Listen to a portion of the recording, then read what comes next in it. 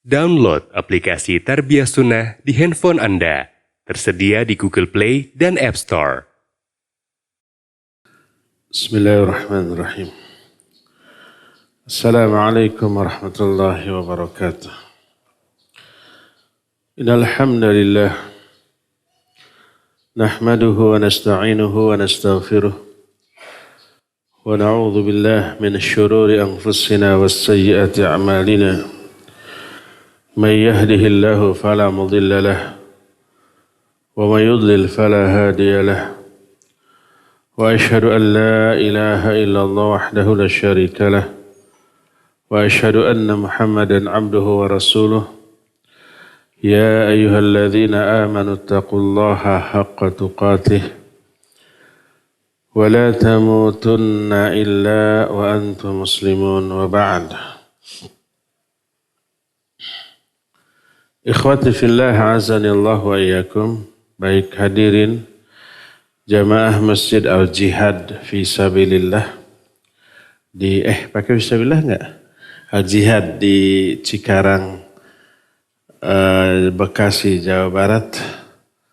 Para pendengar radio Tarbiyah Sunnah Bandung, juga radio lain, dan para pemirsa beberapa TV yang tergabung ke dalam grup kajian bersama serta para netizen baik melalui Instagram, Facebook, YouTube ataupun media sosial lain di mana saja Anda berada. Alhamdulillah kita kembali berjumpa membahas tentang Islahul Qulub, artinya memperbaiki hati. Kemarin kita sudah menerangkan bagaimana cara mengobati hati yang sakit. Ada beberapa poin. Poin yang pertama adalah dengan cara zikrullah. Poin pertama dengan cara membaca Al-Quran dengan tadabbur. Kedua zikrullah. Kemudian yang ketiga sudah kita bahas adalah ilmu. Dengan ilmu yang bermanfaat. Keempat, memakan makanan yang halal. Dan yang terakhir, poin yang kelima adalah mendalami tentang al-asmaul husna dan as-sifatu al-ulia lillahi azza wa jalla. Kita sekarang masuki suwarun musyriqatun li ashabil qulubis salimah. Beberapa gambaran tentang orang-orang yang hatinya bersih. Sikap orang-orang yang hatinya selamat, hatinya hidup dalam kondisi sehat, baik menghadapi beberapa peristiwa, kejadian, fenomena sosial ataupun politik, ataupun ketika menghadapi berbagai macam musibah ataupun masalah dalam kehidupan. Dari kisah-kisah orang-orang yang hatinya bersih tadi, kita bisa memetik banyak pelajaran yang sangat berharga untuk kita terapkan dalam kehidupan di dunia. Kisah pertama, bagaimana sikap seorang sahabat yang mulia menghadapi fenomena yang terjadi di dunia politik saat itu. Amir bin Sa'ad, dia berkata, seorang tabi'in, kana Sa'ad bin Abi Waqqas radhiyallahu anhu fi ibilih, faja'ahu ibnuhu Umar. Falamma ra'ahu Sa'ad qala a'udzu billahi min syarri hadzal raqib. Fanazala faqala lahu anzalta fi ibilik wa ghanamik wa tarakta an-nas yatanaza'una al-mulk bainahum. Fadaraba Sa'ad fi sadrihi faqala uskut. Sami'tu Rasul alaihi salatu wassalam yaqul, Inna Allah yuhibbul abda taqiyyal ghaniyal khafiyya. Kata Amir bin Sa'ad, seorang tabi'in. Sa'ad bin Abi Waqqas radhiyallahu an, seorang sahabat. Dia berada di atas untanya. Tiba-tiba datang anaknya, namanya Umar.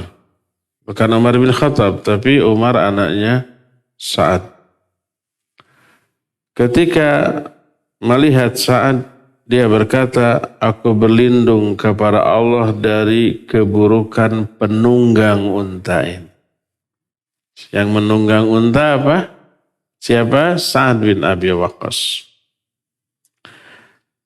Maka turunlah Sa'ad. Umar ini berkata, engkau turun dari untamu dan kambingmu, tapi meninggalkan manusia berselisih dalam masalah kekuasaan di kalangan mereka. Saat itu terjadi perebutan kekuasaan antara Ali bin Abi Thalib dengan Muawiyah. Tapi Sa'ad bin Abi Waqqas nggak mau terlibat. Padahal sikapnya akan mempengaruhi. Sikapnya ini akan didengar, diikuti oleh banyak orang. Karena beliau sahabat yang mulia. Maka Sa'ad kemudian memukul dada orang itu sambil berkata, uskut, diam kamu. Karena aku mendengar Rasulullah SAW bersabda, innallaha yuhibbul abda at-taqiyya al-ghaniyya al-khafiyya. Sesungguhnya Allah mencintai seorang hamba yang takwa, yang ghani. Ghani itu bukan kaya. Tapi ghani itu yang tidak pernah bergantung meminta kepada orang lain. Ghani itu tidak butuh kepada yang lain. Allahu ghaniyun 'anil alamin. Allah ghani terhadap seluruh alam, artinya Allah enggak butuh kepada apapun dari alam ini. Ghani ini adalah orang yang mampu memenuhi kebutuhannya sendiri tanpa meminta, memohon, berharap bantuan orang lain. Walaupun mungkin dia tidak kaya raya, tapi ghani diistilahkan atau diterjemahkan dengan kaya. Ghina itu merasa berkecukupan, walaupun seadanya. Orang yang banyak uang belum tentu kaya. Orang yang banyak uang masih butuh tambahan. Itu dia nggak kaya, dia miskin. Makna miskin atau bahasa Arabnya miskin, fakir. Fakir itu orang yang butuh kepada orang lain. Ghani orang yang tidak butuh kepada orang lain. Fakir dalam bahasa kita diterjemahkan miskin, ghani dalam bahasa kita diterjemahkan kaya. Dan kaya dihitung oleh banyaknya uang. Miskin dihitung oleh minimnya uang. Padahal ini sikap. Ghani ini walaupun pas-pasan, tapi dia mampu memenuhi kebutuhannya sendiri dengan apa yang dia miliki tanpa mau menerima bantuan orang lain. Ini yang Allah Azza wa Jalla sukai. Nabi SAW menyatakan innal ghina ghinan nafs. Kekayaan yang sebenarnya adalah kaya hati. Hatinya merasa cukup dengan yang ada tanpa butuh orang lain. Itu ghani. Allah mencintai seorang hamba yang takwa, yang ghani dan khafi. Apa makna khafi? Wal khafiyu maknaha al-khamil al-munqati ilal ibadati wal insyighal bi umuri nafsihi. Makna khafi, bahasa orang namanya, bahasa Cikarang nama nyumput, ngumpet, menyamarkan diri, enggak mau diketahui oleh orang lain. Maknanya orang yang bersembunyi karena dia fokus dalam beribadah kepada Allah dan menyibukkan diri dengan urusan pribadinya. Urusan pribadinya banyak yang harus dibenahi. Banyak yang harus diluruskan. Banyak yang harus dikoreksi, ditingkatkan, di-upgrade. Banyak. Dia sibukkan dengan itu. Dan ini penjelasan Imam An-Nawawi dalam kitab Syarah Sahih Muslim. La yahtamu ayyadhara indan nas. Dia tidak peduli untuk tampil di hadapan orang. Tidak mau untuk dikenal oleh orang. Au yusharu ilaihi bil banan, atau tidak ingin orang-orang menunjuk dia. Dalam bahasa yusharu ilaihil banan itu artinya jadi pusat perhatian orang. Au yatahaddatsu an-nasu anhu, orang-orang membicarakan kebaikannya, perannya dan seterusnya. Enggak. Insanun khafiyun la yuhibbu dhuhur wa la yatasaddaru li syai'in li'anna ahamma ma 'indahu huwa mahabbatullah lahu wa ridallahi anhu. Seorang insan yang khafi adalah orang yang tidak menyukai tampil, menjadi pusat perhatian. Gak mau. Karena apa? Karena yang terpenting bagi dia adalah cinta dan ridha Allah kepada dirinya, itu cukup. Dia tidak membutuhkan ridha manusia. Apresiasi, sanjungan, pujian dari manusia. Jadi walaupun ada kesempatan untuk bisa tampil di hadapan orang, memiliki peran yang sangat ditunggu oleh kawan-kawannya, oleh orang lain, dia lebih memilih tidak. Ada manfaat berkiprah di muka umum, ada, tapi madaratnya lebih besar. Fitnah popularitas itu luar biasa loh. Fitnah popularitas bisa menuntun dia kepada ujub, kepada takabur, kepada mu'azzim nafsah, mengagungkan diri sendiri, dan itu berbahaya. Ada manfaat besar, madarat atau risikonya. Maka orang sekali Sa'ad bin Abi Waqqas yang hatinya bersih, sehat, dia lebih suka untuk menyepi daripada tampil tetapi memiliki risiko untuk dirinya sendiri. Inilah contoh yang pertama. Contoh kedua. Ini perlu dilakukan oleh orang-orang berduit, beruang. Oleh orang-orang yang kaya. Maksudnya kaya punya banyak uang. Dari Abdullah bin Handhalah.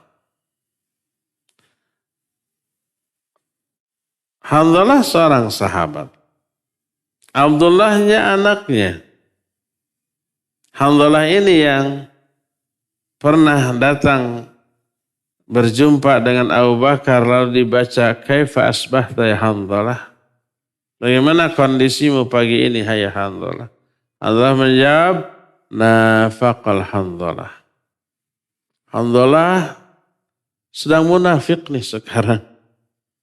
Abu Bakar kaget. Kaifa dzalik? Bagaimana kamu kau bisa menuduh dirimu dengan sebutan munafik? Dia menjawab, kalau aku berada di hadapan Nabi SAW, mendengar nasihatnya, wejangannya, seolah-olah surga dan neraka itu ada di kelopak mata. Hatiku tergetar, air mataku berlinang. Seolah surga dan neraka ada di kelopak mataku. Tapi ketika aku keluar dari majlis Nabi SAW kembali kepada anak istri dan pekerjaan, aku lalai lagi. Makanya aku munafik. Kata Handhalah tuh. Apa kata Abu Bakar? As-Siddiq radhiyallahu anhu. Aku pun persis begitu ya Handhalah. Itu Abu Bakar sekali beliau orang yang paling baik di kalangan manusia setelah Rasul sallallahu alaihi wasallam. Ini ada anaknya namanya Abdullah bin Handhalah. Abdullah bin Handhalah berkata, anna Abdullah bin Salam marra fi suq. Abdullah bin Salam seorang yang terkenal kaya raya. banyak uangnya, tapi juga dermawan. Abdullah bin Salam suatu saat berjumpa dengan Abdullah bin Handalah ini di pasar. Wa alaihi huzmatun min hatab.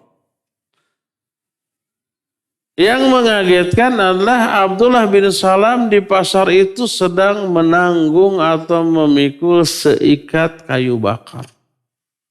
Orang kaya, dia tidak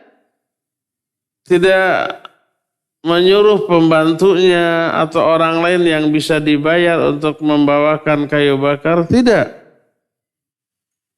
Padahal dia kaya raya, beda dengan orang kaya sekarang atau pulpen dan tas juga dibawakannya. Membuka pintu mobil sendiri juga harus dibukain. Ada yang begitu? Ada. Sebelum dibuka mengajang jeneng, ngajanteng. Dibukain baru masuk. Untung masuknya tidak dipangku. Nah ini orang kaya memikul kayu bakar. Faqila lahu. Ada orang yang berkata kepada alaihissallahu qad afaka an hadha. Bukankah Allah Azza wa Jalla telah memberikan kecukupan kepadamu untuk tidak melakukan hal ini. Kamu kaya, banyak uang. Kenapa gak nyuruh orang? Dia bisa bayar siapapun untuk memikulnya. Apa dia bilang? Bala, iya. Walakin aradtu an adfa'a minnil kibr. Tapi aku melakukan ini untuk menghilangkan rasa takabur dari diriku. Ingin terlihat menjadi orang biasa, tidak menonjol dengan kekayaannya. Karena apa? Karena aku mendengar Rasul sallallahu alaihi wasallam bersabda, la yadkhulul jannah man kana fi qalbihi mithqala habbatin min khardalin min kibr. Nabi SAW bersabda nggak akan masuk surga orang yang dalam hatinya ada rasa takabur walaupun sekecil debu. Nah, ketika ditanya oleh sahabat, ada orang tuh yang mau suka memakai pakaian bagus, sandal bagus, apakah masuk takabur? Kata beliau, tidak. Innallaha jamilun yuhibbul jamal. Al-kibru batarul haq wa ghamtun nas. Bukan. Memakai baju yang bagus, sepatu yang bagus, sandal bagus, aksesoris yang bagus itu tidak termasuk salah satu bentuk takabur. Karena itu memperindah diri. Allah indah dan suka kepada keindahan. Takabur itu menolak kebenaran dan meremehkan manusia. Dari Salam al-Aqwa, dia menuturkan satu riwayat, anna rajulan akala inda Rasulillahi sallallahu alaihi wasallam bishimali. Ini contoh yang takabur nih. Ada orang yang makan di samping Nabi sallallahu alaihi wasallam dengan tangan kiri. Apa kata Nabi alaihi wasallam? Kul biyaminik, makanlah kamu dengan tanganmu. Ditegur. Kalau ditegur berarti orang itu salah secara syar'i. Kalau tidak diharamkan oleh Nabi tidak akan ditegur. Kalau memakai tangan kanan hukumnya sunnah tidak akan ditegur. Karena tidak boleh memaksa manusia untuk melakukan yang sunnah, tidak boleh. Berarti wajib dengan tangan kanan, haram dengan tangan kiri. Kalau hanya meninggalkan yang sunnah oleh Nabi dibiarkan. Sebagaimana ada seorang yang bersin hacih. Dia tidak hamdalah, dibiarkan oleh Nabi SAW. Tapi tidak didoakan.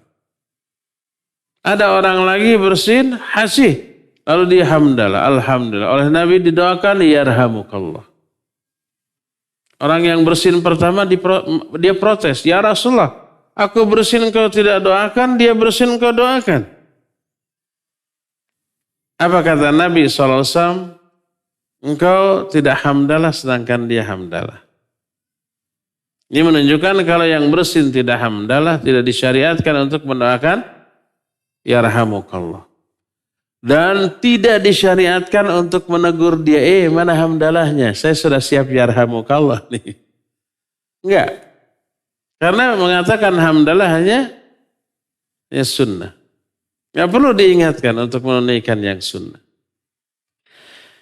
Nah orang tadi makan dengan tangan kiri ditegur, kul biyaminik. Makan kamu dengan tangan kananmu. Dia ngeles. La astati, saya tidak mampu, saya tidak bisa. Dia bisa enggak? Bisa. Tapi tidak mau, harus dibedakan antara tidak mampu dengan tidak mau. Banyak orang mampu tapi tidak mau lalu dikatakan saya enggak mampu. Padahal mampu pasti. Apa susahnya dengan tangan kanan? Apa kata Nabi SAW? Lastata'. Kamu tidak akan pernah mampu. Ma manahu ilal kibr, kata Rasul SAW. Tidak ada yang menghalangi orang ini untuk makan dengan tangan kanan kecuali karena takabur. Jadi merasa tidak masalah dengan makan dengan tangan kiri. Ketika ditegur, dia menolak teguran itu. Menolak kebenaran. Dan dia ngeles. Ngeles ini sebagai tanda yang menghalangi dia dari menerima nasihat adalah ketakaburan. Ketakaburan itu produk dosa. Produk maksiat. Imam Syafi'i rahimahullahu ta'ala menyatakan seorang mukmin ketika mendengar nasihat dia merenung. Introspeksi. Seorang fajir, seorang yang durhaka, ketika mendengar nasihat dia tersinggung. Satu merenung, satu tersinggung. Lalu menolak nasihat itu. Menolaknya adalah takabur. Takabur ini produk dari sebuah dosa dan maksiat. Dia tersinggung, bukan merenung. Makanya orang itu, kata Nabi, ma mana'ahu ilal kibr, tidak ada yang menghalangi dia untuk makan dengan tangan kanan kecuali karena ketakaburan. Qal fama rafa'a ila fihi. Maka ternyata dia tidak mampu mengangkat tangannya untuk memasukkan makanan itu ke dalam mulutnya. Dan ini sanksi dunia untuk orang yang menolak sunnah dalam kehidupan di dunia. Dan banyak beberapa sanksi dunia yang nyata real kepada orang-orang yang menolak sunnah Nabi SAW karena ketakaburan. Antum pernah mendengar ada sebuah kutaib, kitab kecil berjudul Ta'zimus Sunnah, artinya mengagungkan sunnah. Di bagian akhir dari kutaib ini ada uqubatu man lam yu'adzimi sunnah. Beberapa sanksi bagi orang yang tidak mengagungkan sunnah. Salah satunya ini. Dan ada riwayat lain.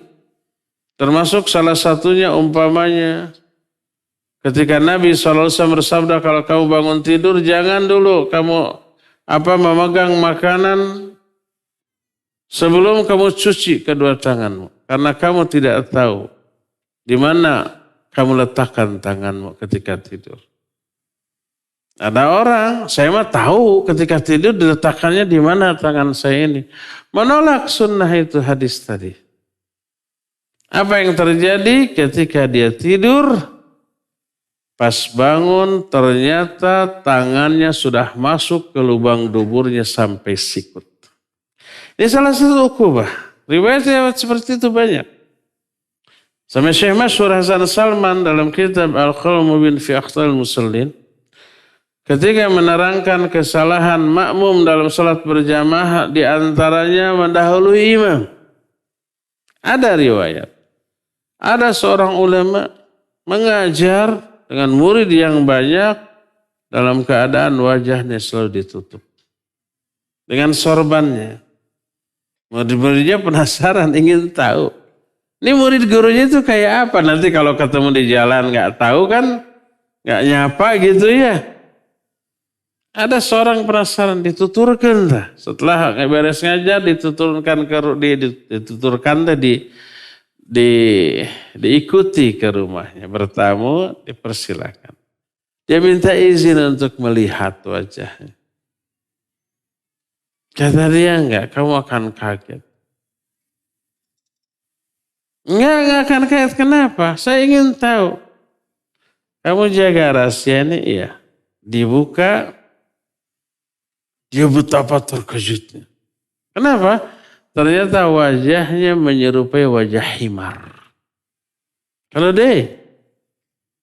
Lalu dia cerita, ini sanksi bagi yang melecehkan sunnah. Dulu ketika saya jahil, saya mendengar kata Nabi SAW, jangan kamu dahulu imam, kalau tidak Allah akan rubah wajahmu menjadi wajah himar. Hadis Nabi SAW yang sahih. Aku nggak percaya. Aku sengaja mendahului imam. Dan merasa baik-baik saja. Tapi begitu dia pulang ke rumah, semua penghuni rumah kaget. Kamu siapa? Padahal itu keluarganya. Apa yang terjadi pas bercermin, dia sudah melihat wajahnya berubah menjadi wajah himar. Sejak saat itu aku tobat. Aku belajar sunnah untuk menebus kesalahanku. Sampai faham dan menjadi seorang guru yang mengajar. Begitu. Riwayat seperti banyak. Jangan lecehkan sunnah. Ya. Nah, dari Ibnu Abbas radhiyallahu anhuma, dia berkata bahwa Rasul alaihi salatu wasallam bersabda, ini tentang masih berkaitan dengan kesombongan atau takjub kepada diri sendiri karena kelebihan yang dia miliki dari aspek tertentu. Mungkin kelebihan dalam masalah hartanya, kekayaannya, atau pangkat jabatan, popularitas, kekuasaan, atau skill apapun. Termasuk ilmu. Jangan takjub, jangan tertipu dengan kelebihan yang kita miliki, baik ilmu, apalagi amal. Orang lain tidur, dia tahajud. Orang lain makan, dia saum. Orang lain ngobrol, dia baca Al-Quran. Lalu takjub dengan hal itu. Merasa diri lebih baik. Enggak boleh.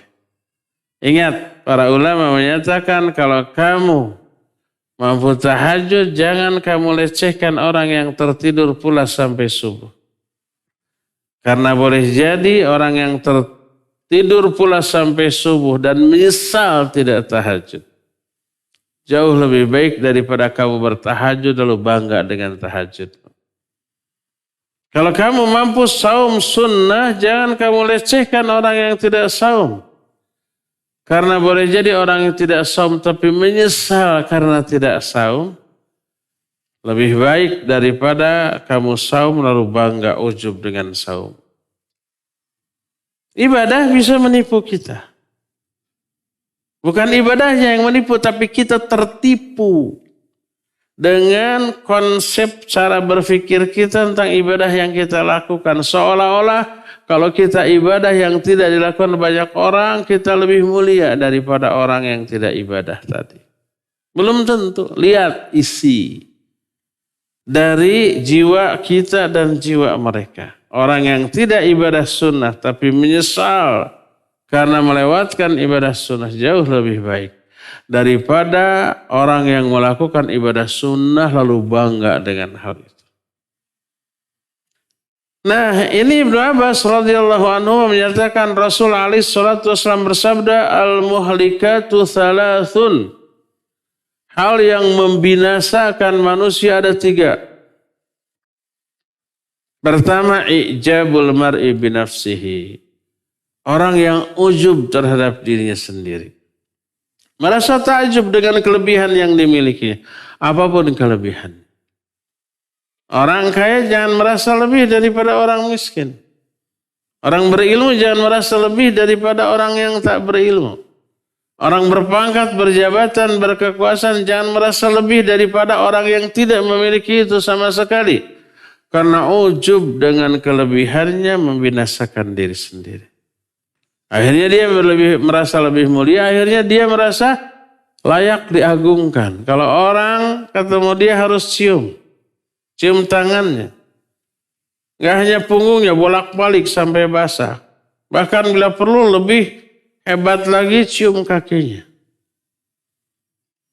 Minta keberkahan dari doanya. Dan yakin doanya makbul. Itu ujub dengan kelebihan diri sendiri. Kedua, wasyuhun muta'. Kebakhilan yang ditaati. Pelit, sedit, buntut kasiran, keked merengkel merege hese. Alias bakhil. Merasa sayang dengan hartanya. Capek-capek mencari, setelah dapat di-share, dibagi ke orang, enak aja. Cara berpikirnya duniawi oriented. Dia tidak berpikir akhirat. Padahal harta yang dia miliki itu jadi beban berat, yang halalnya dihisab, yang haramnya diazab. Adapun kalau di-share, dibagi, itu yang akan sampai ke akhirat. Di akhirat meringankan. Di akhirat menolong kita, membantu kita. Tapi orang berpikirnya tidak demikian. Saya cari harta itu agar senang di dunia itu saja. Bukan untuk senang di akhirat. Makanya pelit dengan hartanya. Gak mau membuang hartanya untuk sesuatu yang tidak memberikan benefit di dunia. Gak mau haji, gak mau umroh, gak mau nyumbang masjid, pondok pesantren, dakwah dan seterusnya. Dia mengikuti karakter bakhilnya. Ini membinasakan. Dan yang ketiga, wahawan muttaba', hawa nafsu yang diikuti. Hadis ini dikeluarkan oleh Imam Al-Bazzar dan Syekh Al-Albani rahimahullahu ta'ala menghasankannya karena ada beberapa hadis penguat. Beliau jelas dalam kitab Silsilah Al-Hadis As-Sahihah. Inilah hadis yang kedua tentang contoh orang-orang yang hatinya selamat. Yaitu dia menghindarkan diri dari sikap takabur, ujub dengan diri sendiri dengan beberapa cara yang sudah diterangkan dalam hadis tadi. Ketiga, dari Adi bin Atrah. Dia berkata, Kana ar-rajulu min ashabin Nabi sallallahu alaihi wasallam idza zukiya qala Allahumma la tu'akhidni bima yaqulun waghfir li ma la ya'lamun. Ada seorang sahabat Nabi alaihi salatu wasallam bila dia ditazkiyah, rekomendasi pasti mengandung unsur pujian, sanjungan. Oh, kalau kamu mau belajar ke dia terpercaya ilmunya. Oh, kalau kamu mau memperbaiki sesuatu, dia ahlinya. Tolong ditazkiyah, direkomendasi. Di dalamnya mengandung unsur pujian. Bagaimana respon dia? Respon dia berdoa kepada Allah. Allahumma la tu'akhidni bima yaqulun. Ya Allah, jangan kau azab aku karena pujian mereka. Karena perkataan mereka tentang aku.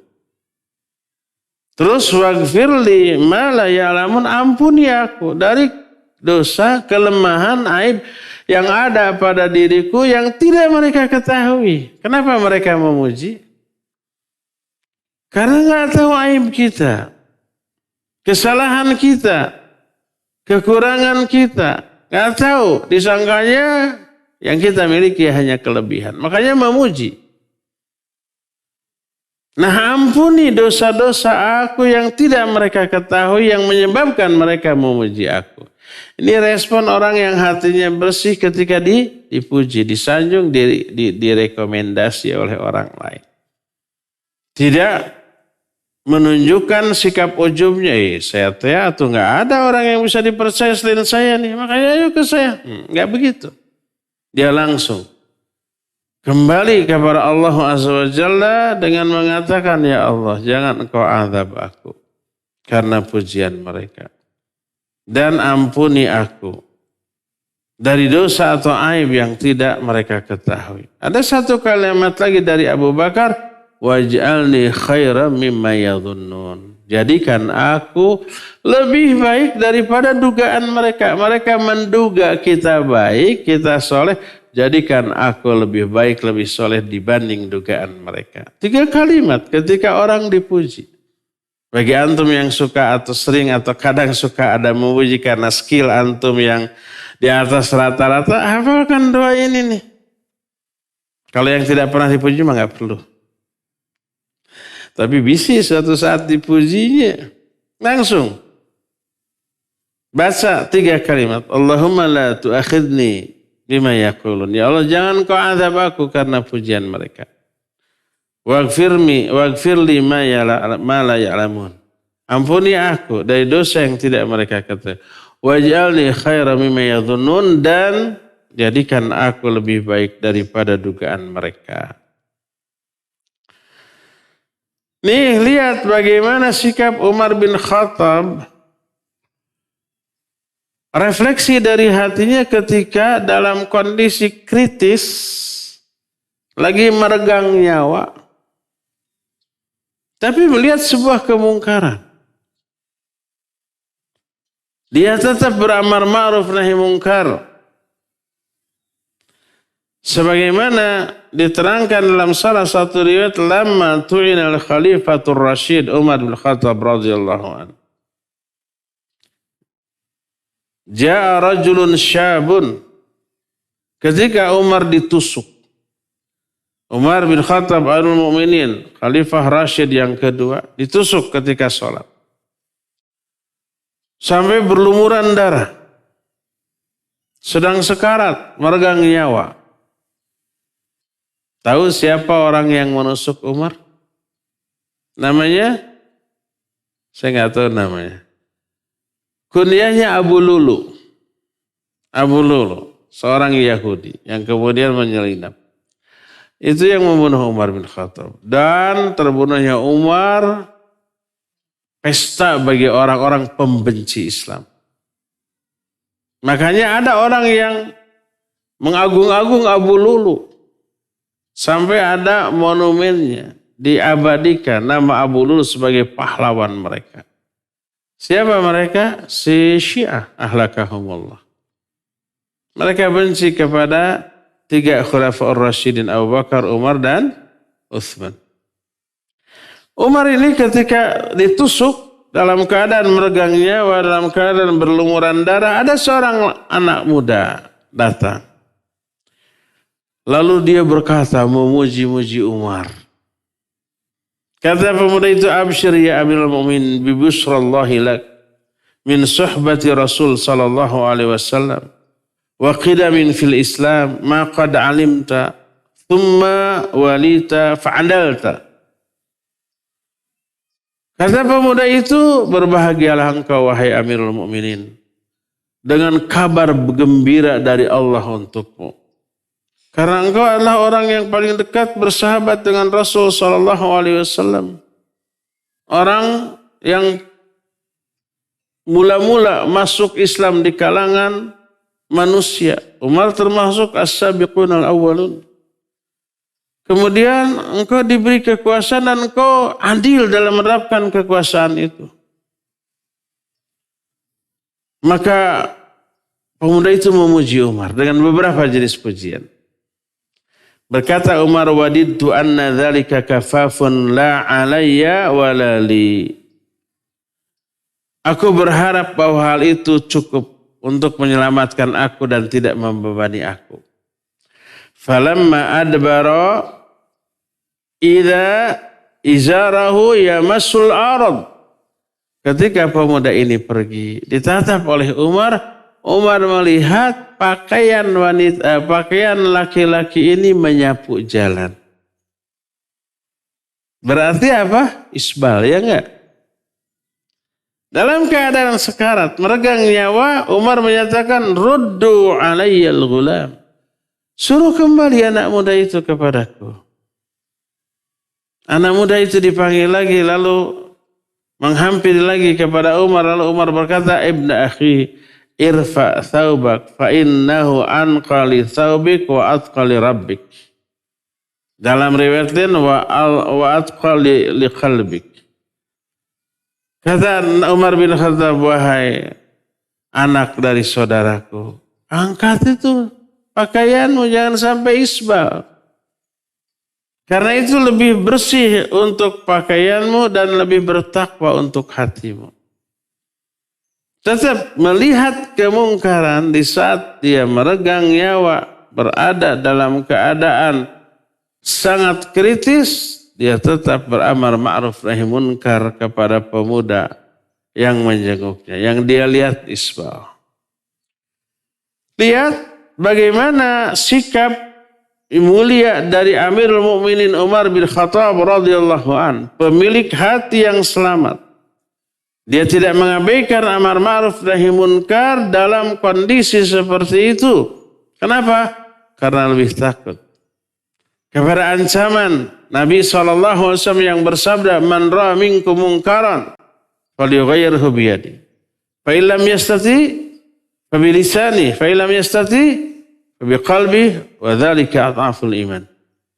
Siapa di antara kalian yang melihat satu kemungkaran, ubah dia dengan tangan. Kalau enggak mampu, ubah dengan lisan. Kalau enggak mampu, ubah dengan hatinya, tapi itulah selemah-lemahnya iman. Umar tidak mau kalau dikatakan imannya lemah hanya dengan mengingkari dengan hati, enggak. Padahal dia mampu dengan lisan, bahkan dengan kekuasaannya, dia lakukan itu. Dalam kondisi yang sangat kritis seperti itu. Kisah lain, sebuah riwayat dari Atha bin Abi Rabah. Dia berkata, qala li Ibnu Abbas radhiyallahu anhuma, ala urika imra'atan min ahli jannah? Qultu bala. Qal, hadhihi al-mar'atu as-sauda. Atatin Nabi alaihi salatu wasallam faqalat inni usra wa inni atakashaf fad'ullaha li. Kata Atha bin Abi Rabah, berkata kepadaku Ibnu Abbas radhiyallahu anhu, mau enggak aku perlihatkan kepada kamu seorang wanita calon ahli surga? Kata Atha, ya maulah. Ingin tahu tipikal calon ahli surga itu kayak apa? Tuh ada wanita yang hitam ini nih. Ada lewat saat itu akhwat. Nih calon ahli surga. Dari mana Ibnu Abbas tahu? Padahal masih hidup. Padahal surga perkara gaib.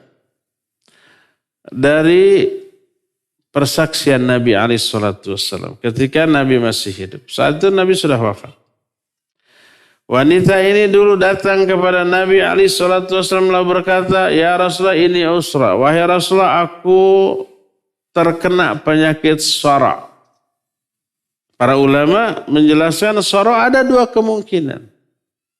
Pertama, dia sering kesurupan. Yang kedua, dia punya penyakit kejang-kejang, epilepsi, sakalor. Kan gejalanya sama ya. Yang epilepsi kalau kejadian seperti yang kesurupan. Dan setelah sadar dia berhalusinasi. Melihat ini itu yang tidak terlihat oleh orang biasa. Persis gejalanya seperti yang kesurupan. Wanita itu punya penyakit ini. Aku punya penyakit sara dan aku suka terbuka auratku ketika ini kambuh. Kan nggak ingatnya. Maka fad'ullaha li, tolong doakan kepada Allah untukku. Berkata Nabi SAW, in syi'ti sabarti walakil jannah wa in syi'ti da'autullaha ayyu'afiyaki. Ada dua opsi bagimu. Pilih mana? Kalau kamu mau, kamu bersabar dengan penyakitmu, jaminannya surga. Sabar dengan penyakit ini. Tapi kalau kamu mau, aku doakan kamu kepada Allah agar Allah menyembuhkan. Tapi nggak ada jaminan surga. Mending sembuh tapi nggak ada jaminan surga, atau mending sakit tapi dijamin surga sampai matinya sakitnya. Pilih mana? Wanita itu berkata, asbiru, saya milih sabar. Karena upahnya apa? Balasannya surga. Hidup gak lama kok. Cuma sementara. Tidak akan terus. Paling tahun. Mungkin bulan. Bahkan bisa aja minggu. Hari. Jam. Kita nggak tahu usia. Wanita ini memilih saya sabar. Tapi dia berkata, inni atakasyaf fad'ullaha li alla atakasyaf. Tapi kalau kamu, saya suka terbuka aurat. Tolong doakan kepada Allah agar aurat kau tidak terbuka ketika kamu, lalu didoakan oleh Nabi SAW. Hadis ini riwayat Imam Bukhari dan Imam Muslim. Nah, ketika mengomentari ini, mu'allif berkata, imra'atun sauda la yu'bahu laha fil mujtama' kanat tusra'u wa tankashif. Ada seorang wanita hitam yang tidak begitu dipedulikan dalam kehidupan bermasyarakat. Status sosialnya rendah, bukan siapa-siapa. Dia punya penyakit sora, dan kalau kamu suka terbuka auratnya, maka ketika berjumpa dengan Rasul SAW, dia minta didoakan. Tapi Nabi SAW memberikan dua pilihan. Pilihan yang diambil oleh wanita ini menunjukkan kondisi hatinya. Dia lebih memilih tetap sakit tapi dapat jaminan surga daripada sembuh tapi nggak ada jaminan surga. Orientasi hidupnya akhirat, bukan dunia. Sementara orang zaman kiwari atau mungkin zaman itu kebanyakan orientasinya dunia, mengabaikan akhirat. Orang yang hatinya bersih menjual dunia demi akhirat. Orang yang hatinya kotor menjual akhirat demi dunia. Bahkan kalau toh mereka mau ibadah, ibadahnya itu demi meraih tujuan dunia. Dan itu penyimpangan tauhid, sehingga dalam kitab tauhid ada satu bab di akhirnya dengan judul Iradatul Insan bi amalihi dunya. Seseorang menginginkan dunia dengan amal yang dilakukannya. Rajin tahajud agar dagangannya laku. Rajin saum sunat agar cepat dapat jodoh. Rajin zikir sekian ribu kali agar cita-citanya tercapai. Rajin melakukan ibadah, baca Al-Quran sekian kali, baca surat tertentu agar karirnya nanjak. Ibadah yang sangat agung dengan ibadah yang disyariatkan tapi niatnya dunia. Ada yang begitu? Ada. Banyak apa sedikit? Banyak. Banyak apa semuanya? Mudah-mudahan tidak semuanya ya. Mudah-mudahan kita tidak termasuk. Jadi ibadah pun dijadikan sebagai alat untuk meraih kepentingan dunia. Mestinya terbalik, dunia dipakai sebagai alat untuk meraih kepentingan akhirat. Tapi ini masih sebaliknya. Berkata mu'allif, fahadhil mar'ah sauda lakinna qalbaha abyad. Wanita itu hitam kulitnya. Tapi hatinya putih. Dan keputihan, keputihan. Putihnya hatinya, bersihnya hatinya dilihat dari apa yang dia pilih. Dia lebih baik menderita beberapa saat di dunia tapi bahagia secara abadi di akhirat. Daripada senang beberapa saat di dunia tapi belum tentu bahagia di akhirat. Dan ini sebuah sikap yang mencerminkan kondisi hatinya. Inilah riwayat yang kelima. Riwayat yang keenam. Dari Muhammad bin Hanafiyah. Dia berkata, Qultu li Ali bin Abi Thalib radhiyallahu anhu. Ayun nasi khairun ba'da Rasulillah sallallahu alaihi wasallam. Aku bertanya kepada Ali bin Abi Thalib. Siapakah manusia yang paling baik setelah Rasul sallallahu alaihi wasallam? Dijawab oleh Ali, Abu Bakar. Abu Bakar yang terbaik. Ini persaksian Ali.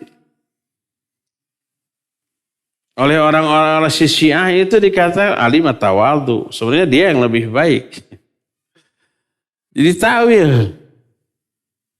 Katanya Ali sedang taqiyah saat itu. Syiah tahu hati Ali gitu ya.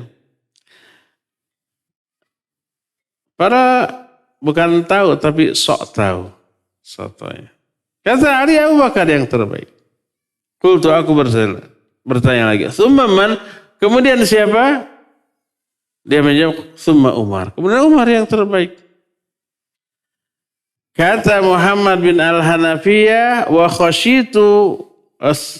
khasyitu ayyakula Utsman. Aku khawatir setelah Umar dia akan menyebut Utsman. Makanya aku bertanya, "Tsumma anta?" Apakah setelah itu kamu yang terbaik? Pertama Abu Bakar, kedua Umar, setelah itu yang ketiga kamu ya. Kenapa tidak?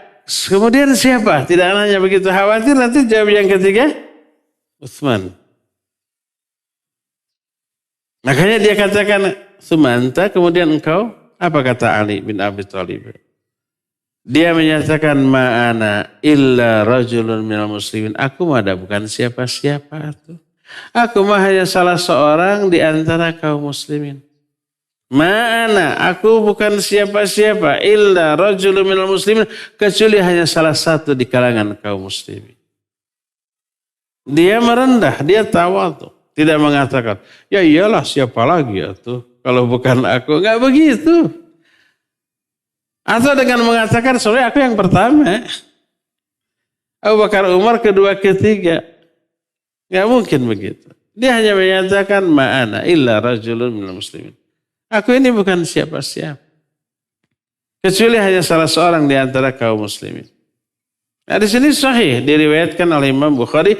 Ini contoh orang yang hatinya selamat, hatinya bersih. Ini yang keenam.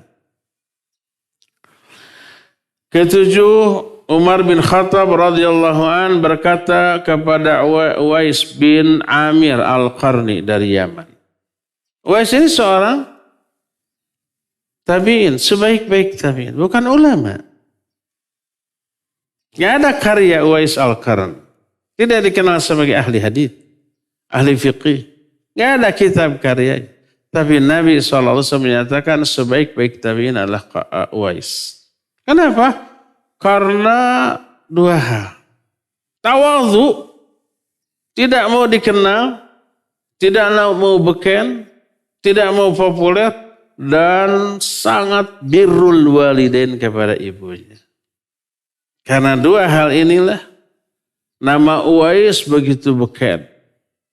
Sampai ketika Uwais belum ada, Nabi SAW diberi wahyu oleh Allah tentang akan adanya seorang tabi'in terbaik namanya Uwais. Makanya Nabi SAW berpesan kepada kalau kamu nanti ketemu orang yang namanya Uwais dari Qarn, dari Yaman, minta doa kepada dia. Minta didoakan. Dan ternyata Umar ketemu. Ketika ketemu kata Umar, istaghfirli. Tolong mintakan ampun kepada Allah untukku. Fastaghfarallah. Lalu Uwais mendoakan ampunan untuk Umar. Kata Umar, aina turid, sekarang kamu mau kemana? Jadi ketika Umar datang nanya-nanya Uwais, para Uwais itu orang biasa secara sosial, secara politik. Gak punya jabatan, gak begitu dikenal. Tapi setelah Umar mencari-cari Uwais, menjadi terkenal. Akhirnya dia mau pindah. Gak mau berada di lingkungan orang-orang yang mengenal dirinya dalam konteks kebaikan. Takut ujub, takut riya, takut takabur, dia pergi. Apa kata Umar? Dia menjawab ilal Kufah. Saya mau berangkat ke Kufah. Apa kata Umar? Ala aktubu laka ila amilih. Mau enggak? Saya tuliskan surat ke gubernur di Kufah. Agar menyambut kamu, memfasilitasi kamu. Mau dimuliakan ini Uwais. Karena kemuliaannya di mata Allah SWT. Apa kata Uwais? Dia menyatakan akunu fi ghabara'in nas ahabbu ilayya. Kalau aku menjadi sebutir debu di tengah-tengah manusia, itu aku lebih sukai. Artinya lebih suka untuk tidak dianggap oleh orang. Antum bisa lihat public figure yang dikenal di kalangan masyarakat baik karena dia pejabat, karena artis, semua orang mengenalnya, atau karena apapun. Kehidupan sosialnya itu tidak bebas loh. Kemana-mana ada yang lihat, gitu kan. Ada yang ingin difoto bareng. Ada yang ingin, macam-macam tuh. Gak bebas diiringi orang. Coba, seperti kita gak ada yang tahu, gak ada yang kenal. Bebas kemana-mana, oke. Orang terkenal mantan presiden apa Pak SBY coba. Ada tukang cendol di pinggir jalan. Kemudian makan. Nggak viral sedunia itu ya. Tapi kalau kita mau di pinggir jalan, di pinggir kebun, mau nggak masalah. Orang lihat cuek, tidak ada yang moto. Ya nggak? Lebih bebas menjadi debu di tengah masyarakat. Tidak dikenal. Seperti yang diinginkan Allah Uwais. Kalau aku menjadi sebutir debu di tengah kehidupan manusia itu lebih aku suka. Dia tidak menginginkan popularitas, ya, tidak menginginkan keterkenalan, kemasyhuran. Dia ingin menjadi orang yang tidak dikenal di kalangan manusia. Ini contoh orang yang hatinya bersih. Inilah poin yang ke-8. Asar atau riwayat yang ke-8 tentang orang yang hatinya bersih. Berkata Hamzah bin Dahqan. Qultu li Bishr bin Al-Harith. Uhibbu an akhluwa ma'ak. Qal idha syi'ta fayakunu yawman. Fara'aitu qad dakhala qubbatan fasalla fiha 4 rakaat la uhsinu usalliya mithlaha. Fasami'tuhu yaqulu fi sujudih Allahumma innaka ta'lamu fawqa arshika anna dhulla ahabu ilayya minasy syaraf. Allahumma innaka ta'lamu fawqa arshika anna al-faqr ahabu ilayya minal ghina. Allahumma innaka ta'lamu fawqa arshika anni la uthiru ala hubbika syai'a. Falamma sami'tuhu akhadani syahiq wal buka. Faqala Allahumma innaka ta'lamu anni law a'lamu anna hadha hahuna lam atakallam. Kata Hamzah, aku berkata kepada Bishr bin Al-Harith. Dia wafat tahun 227 Hijriah. Abad ketiga Hijriah. Sebelum masa-masa Imam Bukhari. Setelah masa-masa Imam Madhab yang 4. Kata Hamzah kepada Bishr Al-Harith, aku ingin berbicara 4 mata denganmu. Itu bahasa kita. Aku ingin berdua-dua denganmu. Mau bicara. Berkata Bishr Al-Harith, kalau kau mau, oke, suatu hari nanti. Aku melihat dia masuk ke kubahnya. Kubah itu tempat sholat. Kemudian dia sholat di dalamnya 4 rakaat. Aku tidak pernah melakukan sholat sebagus yang dia lakukan. Lalu aku mendengar dia merintih di dalam sujudnya. Dia ini diam-diam. Jadi Bishr al-Haris tidak tahu bahwa dia sedang dilihat, diawasi dalam sholatnya. Disangkanya menyendiri. Lalu ketika sujud aku mendengar dia berdoa. Kita sangat-sangat dianjurkan perbanyak doa dalam sujud. Bebas doanya apa saja. Tapi jangan lupakan doa pokok untuk sujud subhana rabbiyal a'la itu dulu minimal 3 kali. Selebihnya sunnah. Nah setelah itu baru ditambah dengan doa. Bebas doanya. Di antara doa yang dipanjatkan oleh Bishr al-Haris ini, Allahumma ya Allah, innaka ta'lamu fawqa arsyika. Sungguh engkau mengetahui di atas arasmu. Anna dhulla habu ilai minasyaraf. Bahwa adzulla. Adzulla itu artinya kerendahan. Kehinaan di tengah masyarakat. Artinya tidak dipandang. Tidak terlalu ditokohkan. Tidak terlalu diperhatikan oleh masyarakat. Itu lebih aku sukai daripada dimuliakan oleh mereka. Ya Allah, sungguhnya engkau mengetahui dari atas arasmu bahwa kefakiran lebih aku sukai daripada kekayaan. Ingat, fakir dan ghina menurut pemahaman bahasa Arab bukan bahasa Indonesia. Fakir artinya tidak butuh apapun dari orang lain. Fakir apa? Ghina kayaknya tidak butuh apapun dari orang. Fakir selalu butuh ke orang lain. Aku, kata dia, itu lebih suka menjadi orang fakir, maknanya menjadi orang yang tidak memiliki harta kekayaan yang berlebih daripada memiliki harta kekayaan yang lebih. Ingat, harta kekayaan yang berlebih ada 2 resiko tuh. Resiko pertama, dia melalaikan. Kalau punya uang, pasti ingin senang-senang kan dengan uang itu kan. Berarti bisa melalaikan. Yang keduanya tentu saja hisab. Makin banyak uangnya, makin berat hisab. Terus yang ketiga, ya Allah engkau tahu dari atas arasmu bahwa anni la uthiru ala hubbika syai'ah, bahwa aku tidak akan lebih memprioritaskan apapun daripada kecintaanmu. Aku lebih menyukai memburu cintamu daripada apapun. Ini 3 yang diminta oleh Bishr al-Haris. Yang pertama, lebih suka untuk tidak dipedulikan orang daripada diagung-agungkan oleh orang. Yang kedua, lebih suka menjadi orang fakir daripada orang kaya. Yang ketiga, lebih suka memburu kecintaan Allah daripada apapun. Itu 3 poin yang diminta. Maka Hamzah yang mendengar hal itu,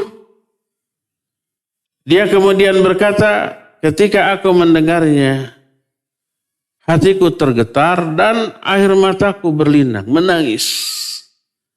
Lalu aku berkata, Allahumma ya Allah, innaka ta'lamu, sesungguhnya engkau mengetahui, anni law a'lamu anna hadha hauna, seandainya aku mengetahui kondisi dia seperti itu, lam atakalam, aku tidak lagi mau berbicara dengannya. Karena apa? Takut mengganggu kehusuannya dan seterusnya. Jadi orang-orang yang hatinya bersih selalu menghindari menjadi pusat perhatian orang, pujian orang, sanjungan orang, lebih selamat tidak dianggap apa-apa.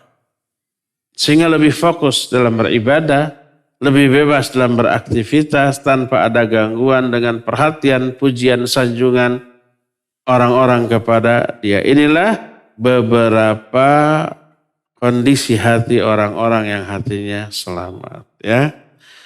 Nah ikhwah, habis sudah bab ini, insya Allah nanti pada pertemuan berikutnya akan kita bahas bagaimana caranya kiat meraih kebersihan dan kesucian hati. Akan kita terangkan pada pertemuan setelah ini. Sekarang kita masuki sesi tanya jawab. Wa sallallahu ala nabiyina Muhammadin wa ala alihi wa ashabihi wasallam. Bismillah, assalamualaikum waalaikumsalam warahmatullahi wabarakatuh. Semoga Ustaz selalu ada dalam penjagaan Allah Subhanahu wa taala. Amin wa iyyakum. Ustaz, bagaimana cara membalas kebaikan suami yang sudah diberikan kepada istri? Pertama, taati seluruh perintah suami selama itu tidak dosa dan tidak maksiat.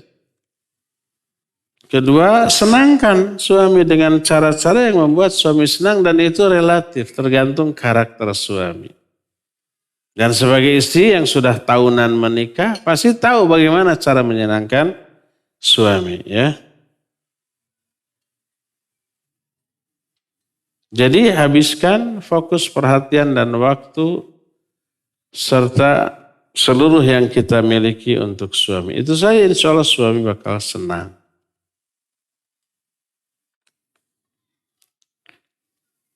Ini lebih suka pertanyaan begini, rata-rata akhwat itu bagaimana cara menghadapi suami yang nyebelin, kan gitu ya. Bagaimana caranya agar bisa sabar menghadapi sikap genit suami. Nah ini bagus, bagaimana caranya agar berbuat baik kepada suami.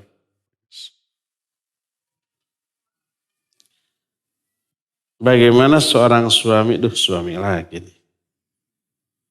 Ketika istrinya melakukan kesalahan, langsung dibilang, nar, kamu akan menjadi penghuni neraka. Wal'iyadzubillah.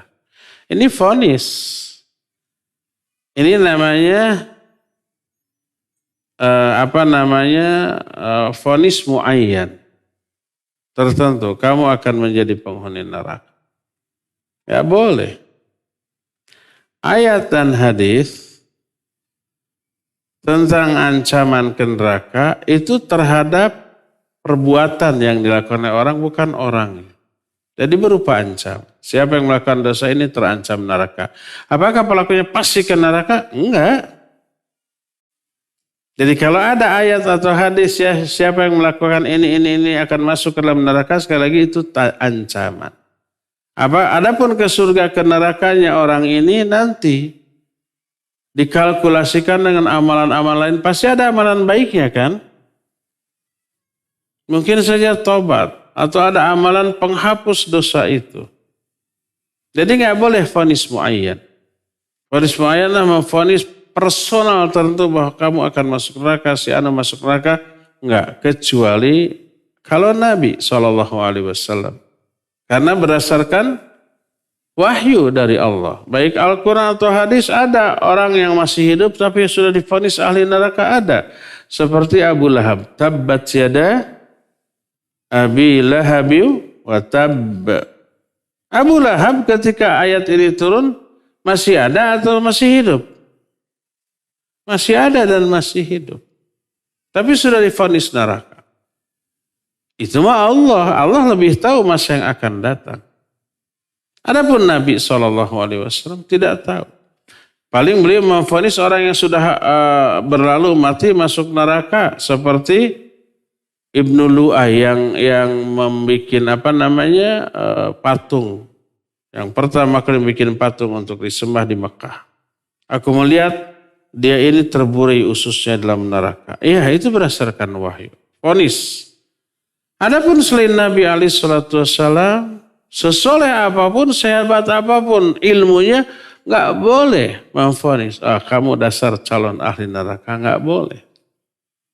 Kalau kita membahas sesuatu yang menyimpang, yang kita bahas perbuatannya, bukan vonis kepada orangnya. Siapa orang yang mabuk, dia terancam oleh api neraka. Itu ada ancamannya, ayat dan hadis yang sahih. Siapa yang berjudi terancam dengan neraka. Perbuatannya yang kita bicarakan, hukum perbuatannya haram. Kalau ada orang yang melakukannya, pastikah dia ke neraka? Enggak. Hanya terancam, ya terancam. Karena adanya nas. Tapi apakah dia pasti nanti ke neraka atau ke surga? Lihat akhir hayat. Tobat apa tidak? Terus amal-amal lain bagaimana? Kan pasti ada amal baiknya ya. Nah, jadi itu bukan vonis muayyan kepada personal tertentu, tapi membicarakan hukum sebuah perbuatan. Nah kalau ini umpamanya ada seorang istri melakukan kesalahan dasar calon neraka, nggak boleh. Minimal itu mendoakan, nggak boleh doakan neraka. Harusnya doakan kebaikan atau ampun, semoga Allah mengampunimu. Gitu, bukan singgah neraka ya, bukan. Nggak boleh yang seperti ini ya.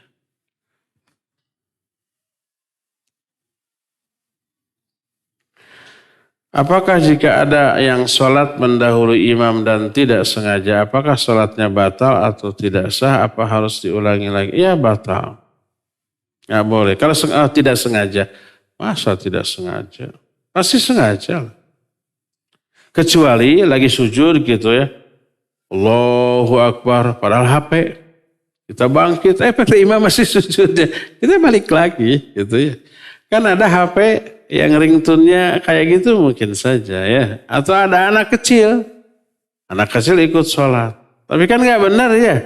Lagi sujud, Allahu Akbar, disangkanya imam. Kita bangkit, berdiri. Imam masih sujud, balik aja lagi. Nggak batal ya. Tapi kalau sengaja ya mendahului imam maka batal.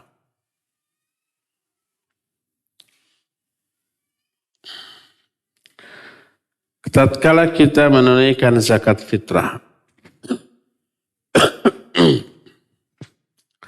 apakah zakat fitrah itu harus kita serahkan kepada Badan Amil Zakat Nasional yang dalam hal ini diwakili oleh masjid-masjid besar, atau kita sendiri pada masjid kecil, sholat sebelah rumah? Karena saya pernah mendengar bahwa zakat fitrah harus dikelola oleh pemerintah. Dalam hal ini diwakili oleh Badan Amin Zakat Nasional. Bagaimana pendapat Ustaz? Iya, mengambil zakatlah wewenang ulil amri. Khud min amwalihim shadaqatan. Ambil dari harta mereka sebagai zakat. Ini perintah Allah kepada penguasa, kepada ulil amri. Itu wewenang ulil amri. Nah, baiknya kalau saya di rumah, ya kerjasama dengan RT RW dan desa yang berwenang. Desa atau kecamatan dalam hal ini KUA mewakili Kemenag mengeluarkan SK. Surat keputusan mengangkat si fulan sebagai badan amil. Kalau RT RW mereka nggak paham tentang fikih zakat, maka kerjasama ya kita dari pihak RT RW ada, dari pihak masjid ustadz yang paham fikih zakatnya ada sebagai pengawas. Jangan sampai ada kesalahan penyimpangan. Pelaksananya yang menimbang, yang menerima, yang membagi itu RT RW dan ustadznya di SK biasanya ya. Nanti desa itu atau pihak KUA itu meminta kepada masjid-masjid DKM untuk mengajukan siapa yang akan di SK dari kalangan masjid untuk mengawasi zakat supaya benar pembagiannya pelaksanaan. Nah begitu. Saya termasuk yang di SK ada tuh setiap tahun.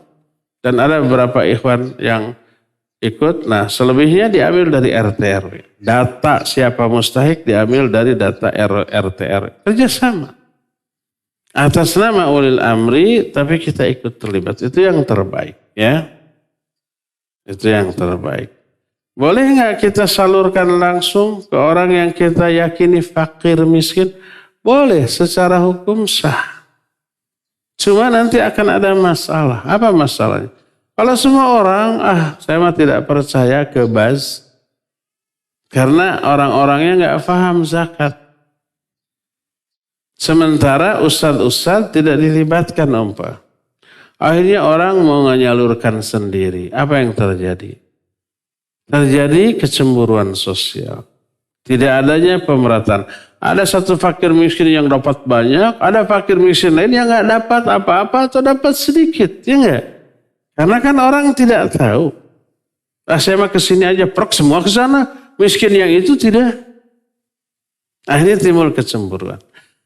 Tapi kalau umpamanya kerjasama antara ustadz dengan RT RW setempat, RT RW punya data, akhirnya merata. Umpamanya zakat yang ada 5 ton, mustahiknya dihitung per orang.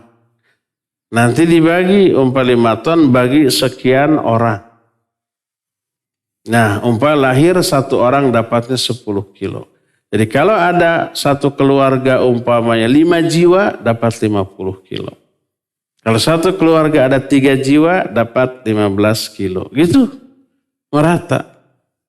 Jadi tidak akan bertumpuk di satu orang saja sementara orang miskin lain nggak dapat, nggak akan ada pemerataan. Beres sudah. Ya itu yang terbaik. Wallahu a'lam.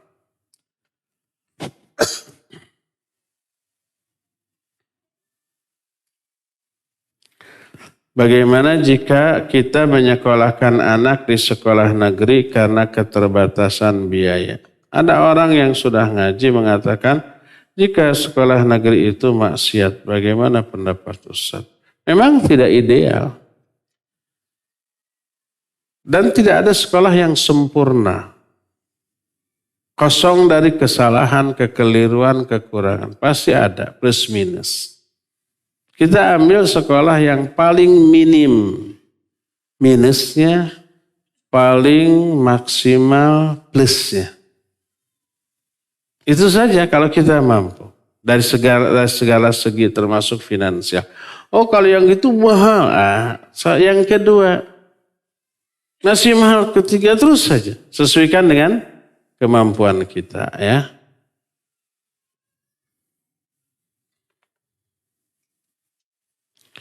Tempo hari, ini soal cerita. Ana melamar kerja di perusahaan milik orang Tionghoa. Rupanya tes masuknya ada proses diterawang oleh Master Feng Shui, kepercayaan pemilik perusahaan. Apakah Ana sudah termasuk mendatangi dukun? Kalau awalnya tahu bahwa itu ada ramalan dari dukun, iya. Tapi kalau tidak tahu ujug-ujug, silakan datang ke ruangan itu, arifek dukun. Silakan dia didakwahi kun gitu. Agama kita berbeda. Menurut agama saya ini nggak boleh gitu saja sudah ya. Tapi setelah itu, wah ini hebat, diterima, ya udah nggak apa-apa, terima aja. Di perusahaan itu juga ada musolanya, berseberangan dengan altar dewa yang ada patung sesajian. Apa boleh sholat di? Kalau beda ruangan nggak apa-apa. Nggak mungkin kan ini di masjid itu juga dipakai ibadah mereka, makanya ada patung nggak mungkin. Kalau ada itu laporkan. Itu pelecehan terhadap agama. Jadi pasti berbeda lah. Umpama masjid di sini, ibadah lain di sana, ya nggak masalah. Yang penting tidak ada patung tersebut di mushola tempat kita sholat.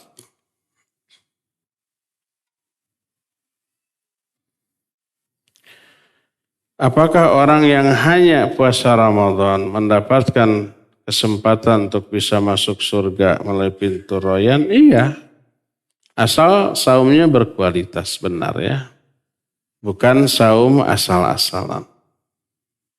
Tapi orang yang saumnya benar, saum Ramadan maksimal, pasti dia akan ketagihan dengan kenikmatan saum yang benar. Pasti dia akan kangen terhadap saum lain.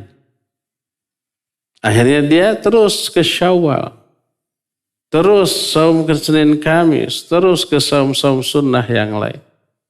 Tidak ada ceritanya orang yang bagus saumnya, setelah bagus, alhamdulillah bebas. Akhirnya nggak saum sunnah lagi, nggak mungkin. Sama dengan orang umpamanya maniak bakso, ada bakso yang enak, luar biasa enak.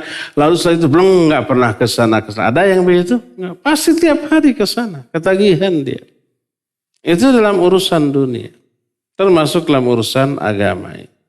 Kalau orang sudah menikmati nikmatnya ibadah, apapun bentuk ibadah itu, sholat, baca Quran, zikir, saum, pasti bakal ketagihan.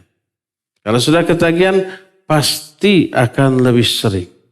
Tidak ada yang wajib, yang sunnah pun dikejar. Ya.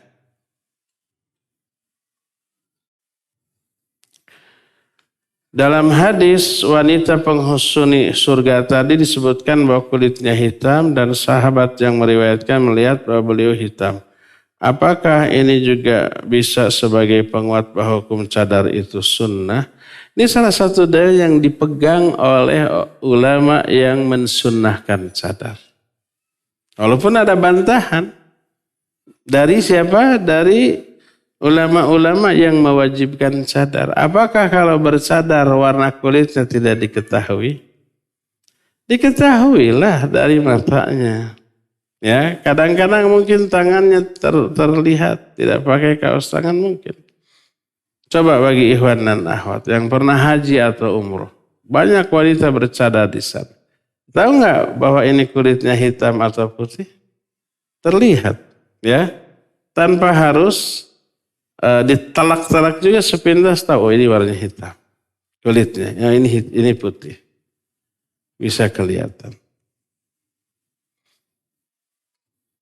Tapi yang jelas hukum cadar diikhtilafkan oleh para ulama.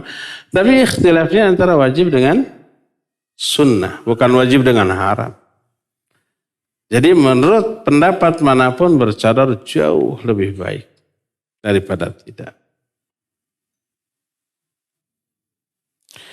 Jika saya bertamu ke rumah saudara saya, lalu saya disuguhi makanan dan minuman, tapi saya tahu benar penghasilan saudara saya itu dari hasil yang haram.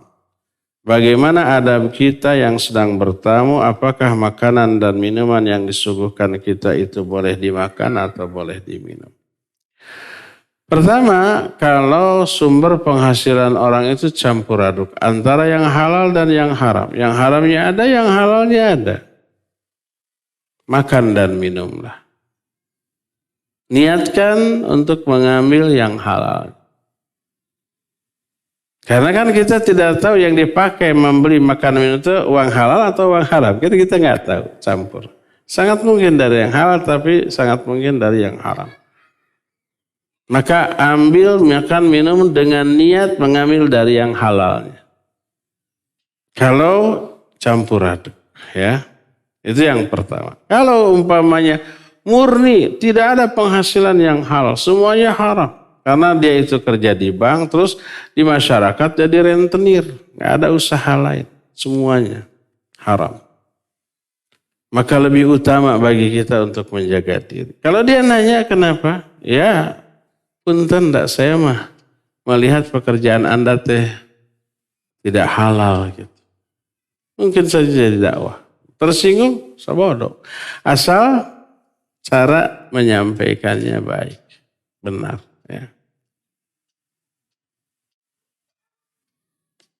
Saya pernah meminjamkan sejumlah uang ke seseorang. Agak lama, janjinya 3 bulan, tapi sampai 3 tahun lebih juga. Tapi nggak pernah ditagih-tagih. Suatu saat dia ngundang makan di restoran mereka. Oke. Apa dia bilang? Ini mah hanya sebagai permintaan maaf saja, saya belum bisa bayar. Gitu. Makanya saya jamu sekarang di rumah makan ini. Wah, riba ini gitu ya. Akhirnya pas mau bayar saya duluin. Dia nanya, loh kenapa? Kita jelaskan secara baik-baik. Ya, kullu qardin ja'a bihil manfa'ah fahuwa riba. Setiap pinjaman yang dari pinjaman itu lahir manfaat, keuntungan itu riba. Nah ini tadi bilang, ini hanya permohon maaf dan terima kasih sudah dikasih pinjaman, ini riba manfaat. Makanya saya nggak mau. Oh gitunya, aduh punten tuh. Gitu tuh. Akhirnya nggak berapa lama kemudian bayar, dia jual aset bayar. Dia tidak tersinggung. Asal kita baik menyampaikan. Ya. Tidak apa-apa. Adakah bacaan ketika bersalaman? Bacaan khusus tidak ada. Salaman ya. Gitu. Nggak perlu bacaan halal. Nggak ada bacaan khusus. Saya mantan Islam jamaah. Dulu diajarkan membaca Alhamdulillah Astagfirullah. Nggak ada. Mana tanya dalilnya mana Alhamdulillah Astagfirullah ketika bersalam. Mengatakan Alhamdulillah Astagfirullah secara mutlak, secara umum boleh, bagus. Tapi kalau yang mutlak diterapkan kepada yang muqayyad, nah ini nggak boleh. Ya. Terakhir, selama hidup di dunia dengan izin Allah, aib kita diketahui orang. Apakah di akhirat nanti saya masih punya kesempatan aibnya ditutupi oleh Allah dari seluruh makhluk? Tergantung, tobat nggak kita? Kalau tobat dari aib tersebut sudah kadung di dunia ini diketahui orang, kalau tobat dihapus, di akhirat nggak akan ada gugatan lagi. Orang nggak akan lagi mengetahui karena nggak ada hisab lagi terhadap dosa yang sudah ditobati, dihapus. Jadi Allah menyatakan yukaffir ankum sayyi'atikum, Allah akan menghapus dari diri kalian dosa-dosa kalian. Ada 3 hal yang dihapus. Pertama, catatan dosa tersebut dihapus. Kedua, azab yang tadi dicanangkan untuk dia dihapus. Yang ketiga, dampak buruk, athar sayyi'ah minadz-dzunub. Dampak buruk dari dosa juga dihapus. Berupa apa? Dampak buruknya hati keras, malas ibadah, cenderung terus kepada maksiat. Itu dampak buruk, itu juga dihapus. Hatinya jadi lunak lagi, semangat lagi beribadah, tidak malas lagi. Kalau udah tobat, sudah dihapus begitu. Ya. Jadi kalau umpamanya aib, akibat dosa, sudah Allah buka di dunia, kalau kita tobat, maka insya Allah di akhirat tidak akan dibuka lagi. Tapi kalau, wah sudah dibuka di dunia, kagok borontok gitu ya, tidak tobat, ya di sana dia hisab lagi di hadapan seluruh makhluk. Ya cukup sampai di sini. Insya Allah kita jumpa lagi nanti di kesempatan yang akan datang. Subhanakallahum bihamdik asyhadu an la ilaha illa anta astaghfiruka wa atubu ilaik walhamdulillahi rabbil alamin. Wassalamualaikum warahmatullahi wabarakatuh.